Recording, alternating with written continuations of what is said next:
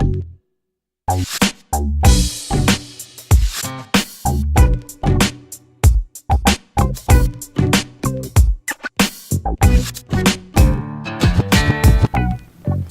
doing, everybody? My name is Octavius Levon Blount, and I'm the coordinator for the Mayor's Office of Black Male Engagement. We're here with another Spotlight series, and we do these Spotlight series just to show how black men in the city of Philadelphia that are leaders, how they impact black men and boys in the city. And we have a dynamic brother here today.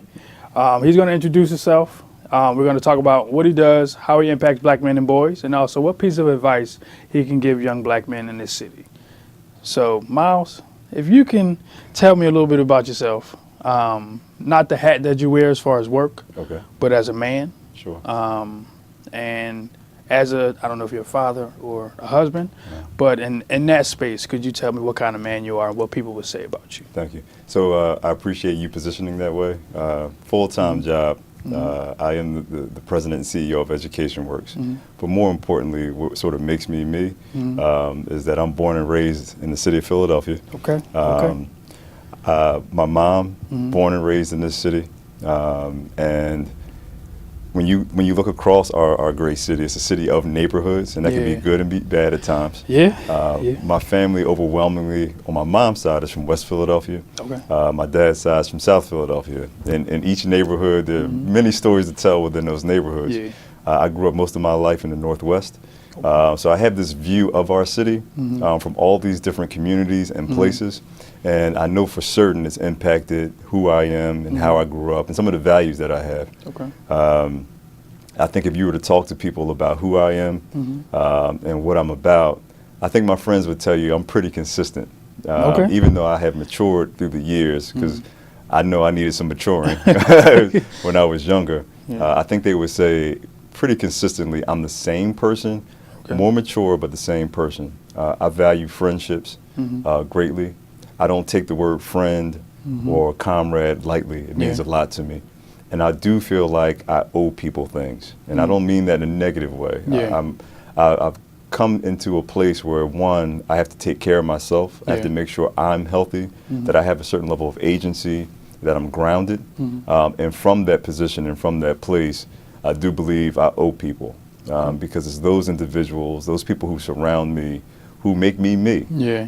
And I think it's easy for us to maybe secure a title, secure things, and feel like you don't owe anybody anything. I don't come from that place. I feel like I owe people my attention, my time, and my support. All the while making sure I'm healthy and that I'm good. Yeah. With that as grounding, I'm a father. I have one daughter, and I love her to death. Yeah. I get on her nerves how much I love her. I don't think there's places that she can go where people don't say your dad, he always talks about you. So when you talk about who I am in my life really centers around my daughter. Okay. Centers around my family and people that I call friends. Okay. I also realize too, I have to be in a constant state of improvement. I own the fact that I am not perfect. I will share, even with my daughter, those things that are imperfect about me. And it's really a healthy exercise because it forces you to take stock and really be honest with yourself so you can continue to make those improvements. But as a model, as a mentor in many cases, I think it opens the door for people to say, wow, he's relatable. Because I'm not coming from a place where it's like, hey, I'm perfect. Let me sort of cast this wisdom on you. It really comes from a place like, man, I have failed, and I have failed often, right? A lot of times when people get to my age, we'll say a little bit more mature. We'll say that. I've even heard conversations where people my age don't say, I don't like using the word failure. I reject that notion. I think we have to own failure. Failure shouldn't determine who you are, though. So own your failure, respect the fact that it was a failure, and learn from the failure.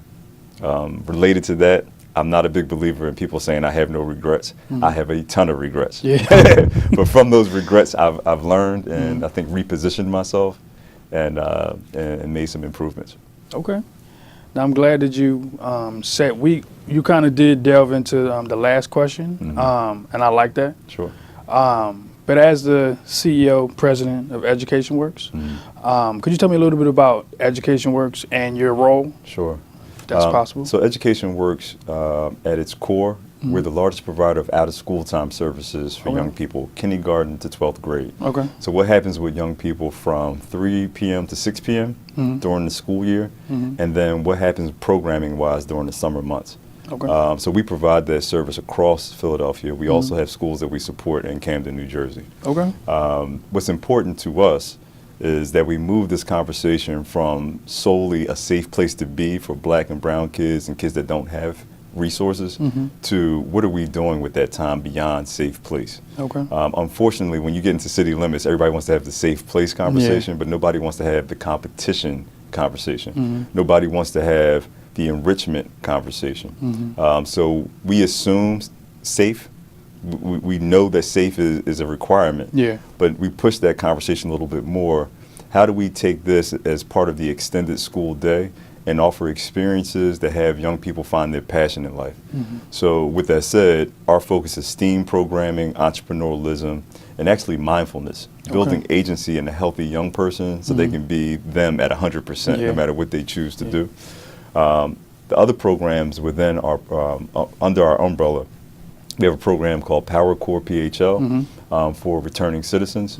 We get them trained up on what's really the future, eco-friendly jobs, so that we can get them ready and prepared for career paths moving forward.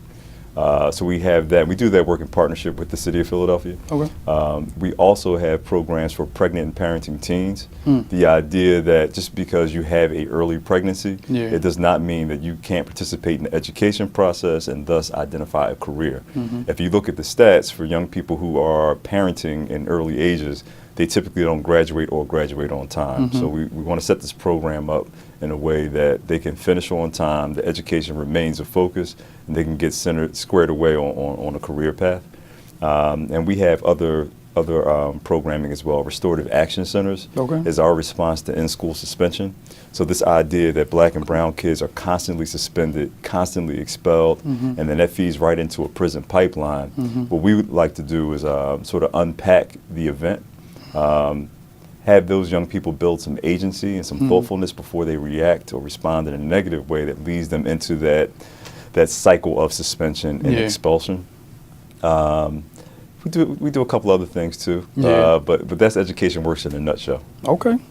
Now I know you talked a lot about the support that you give black men and black boys throughout your program. How do you think you as a black man in this position that you're in, how do you think you show or exude a black male leader for young black men that look up to you or may look up to you? So one, it starts with accessibility. I think it's easy to throw a suit on, get a title, and completely forget who you are as a person, the humanity, the human side of you.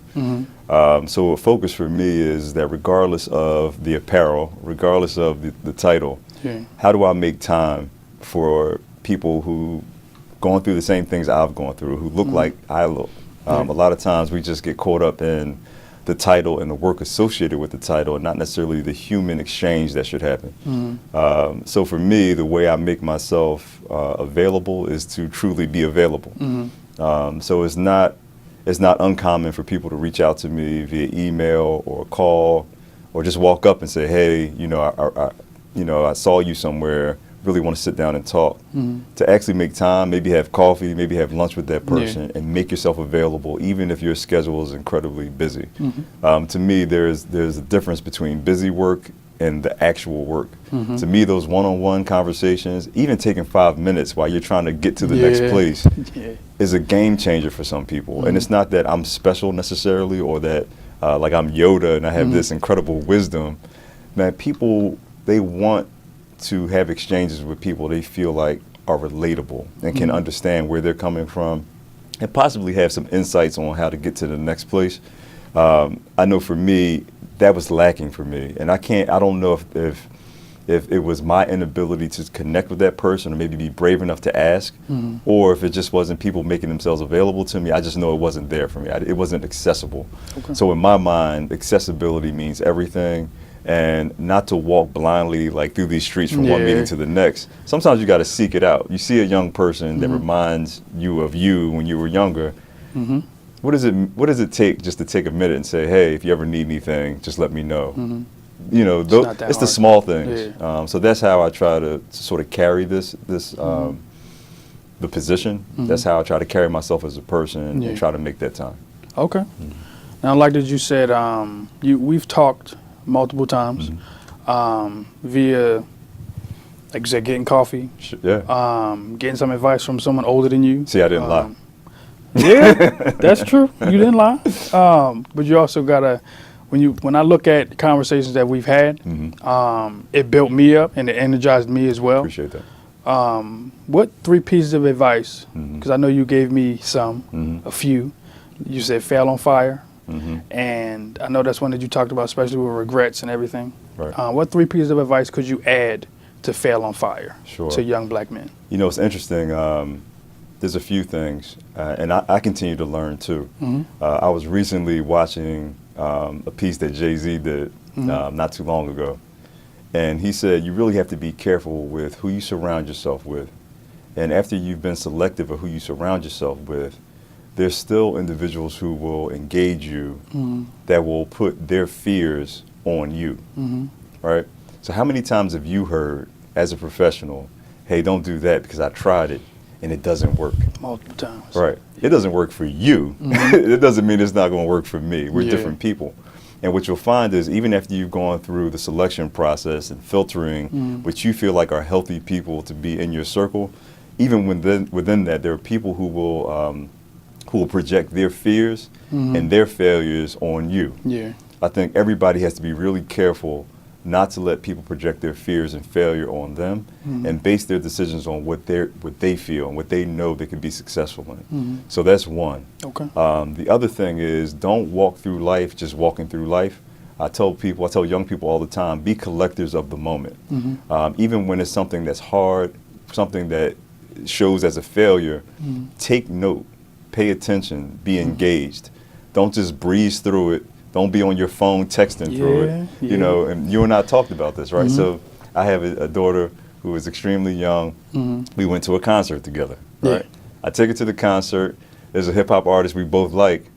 I'm actually watching the concert. I'm loving the concert. Yeah. And in my mind, I've captured everything about that concert. Meanwhile, my daughter and her friend, they're on their phones trying to get the right angle with the artist in the background, right? Yeah. Almost the entire event. So while they may maybe grab images from that event, they didn't catch the nuance. Yeah. They didn't catch what made that concert special necessarily. Well, we have a tendency in life to sort of go through those moments in life and not be a collector of the moment. Sort of file those moments and learn from those moments, good or bad. So don't walk through life, be a collector of experiences when you go through these events. And then lastly is like fail fabulously, like fail on fire. One of the biggest things that ail, in my estimation, black and brown folks, people who look like us and grow up the way we grew up, we tend to have a very safe play on everything. We want to be careful. We want to survive. And frankly, we need to be a little bit more courageous and be willing to fail on fire, fail forward, fail fabulously. Like if I'm going to fail going after it versus trying to do the safe play all the time. The safe play won't lead to the next big thing. It will allow you to survive, but it won't allow you to win. Yeah. So the one thing that we have to encourage our young people to do is go after it. Even in education, people don't make great gains unless they take risk. In business, you don't make great gains unless you take risk. Yep. And dust yourself off, pick yourself back up, and go at it again. One of the things that you and I talked about is that overwhelmingly in poorer communities, we always tell our kids, have an A, B, and C in case A fails. If that's your mindset, you're already going to fail. Yeah. You just told your kid more than likely you're going to fail on A, what you really want to do, so get ready with B and C. To me, that's a dangerous conversation to have, and it's not a fair conversation. Because if you prepare yourself for A scenario and you go after A with everything you have, you've already organically prepared yourself for B, C, and D options. Yeah. Okay. I'm glad that you said the thought of having A, B, C, and D plan, because it also entails the thought of not going outside your 5-block radius. That's right. Because if you don't go outside your 5-block radius, you don't know what's out there. Sure. So when you say go after it, when you say have that plan A and go after it, that's what some young men don't have. They don't have that plan A to look at to say, okay, I have the blueprint now. How can I go do this? Yeah, we definitely have to extend ourselves beyond. And in Philadelphia, it's not even 5 blocks, right? If you live on 58th Street, you don't mess with people on 60th Street. Nope. So literally in Philadelphia, what we've done to ourselves, and I tell people who are outside of Philadelphia who now live in Philadelphia, I've worked in organizations where they identify a neighborhood as a zip code. And I'm like, listen, that's a big mistake. Yeah. A neighborhood in Philadelphia is literally 2 blocks in a lot of cases. And what happens is we govern ourselves by what we learn within a 2-block radius. Yeah. Everything we need is within those 2 blocks, and we don't go beyond that. So what we've done to ourselves, we've actually fragmented ourselves. We're not our whole self because we don't open ourselves up to these different experiences. So we definitely have to break the box. We have to be able to venture out in our city. We have to be able to venture out into our region. We have to be able to venture out into our country and thus the world. So that's a very simplified way of expressing something much more complicated. But you have to have a willingness to break that box. If the willingness isn't there, then you won't find the means or the way to identify and see other things. And there's nothing like travel. Whether that's even traveling in your own city, there's nothing like travel. To pick up the mores and traditions of other people, see how those mores and traditions may fit you, suit you, or how you respond to those things. That's being a human being. And unfortunately, the various institutions that we've engaged for years limit us. And we have to find a way to break out of that. Okay. Well, I'm glad that you took time out your schedule to come up here and talk to us. I know you will be talking to some young men that I've talked to through my mentoring program. I'm glad that you're able to do that as well. I appreciate you. I appreciate you, and I love you. I appreciate you too, and I love you too. You know that. Yeah. Absolutely. A lot of men don't say that, and I want to start by having you say that to the young men. But I want to thank you for coming in today. Thanks for having me. I want to say thank you to Miles Wilson for coming in today. I also want to say check us out our next Spotlight series. We're also on Facebook and Instagram at OBME PHL. Check us out at the next Spotlight series.